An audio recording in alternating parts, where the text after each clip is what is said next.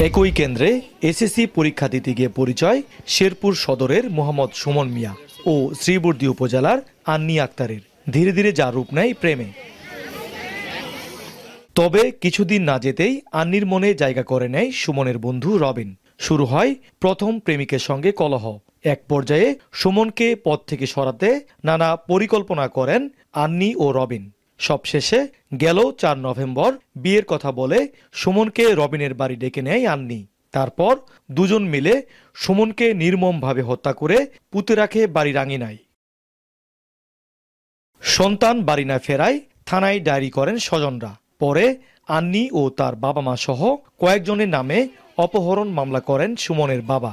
গ্রেপ্তার হয় আন্নি ও তার বাবা। আন্নির স্বীকারোক্তির পর তার অপর প্রেমিক রবিনকে ময়মনসিংহ থেকে গ্রেপ্তার করে পুলিশ।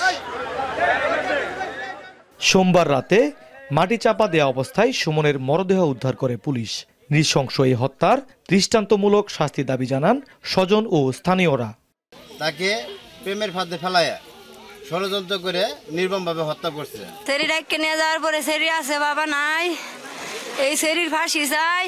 রবিনকে আটক করার পর জানা যায় যে তাদের নিজস্ব বাসা ফুরকান পুলিশ নামক এখানে তার বাসায় মেরে পুঁতে রাখা হয়। এই বয়সে এত বড় একটা কাজ একা করছে বলে মনে হয় না।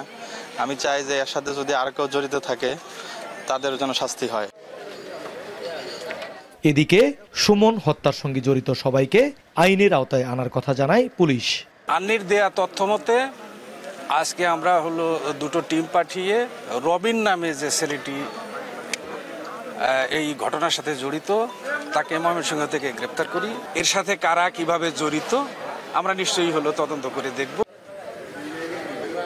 ত্রিভুজ প্রেমের বলি হওয়া একাদশ শ্রেণীর ছাত্র সুমন মিয়ার বাড়িতে চলছে শোকের মাতম। জাহিদুল খান সৌরভ, এখন শেরপুর।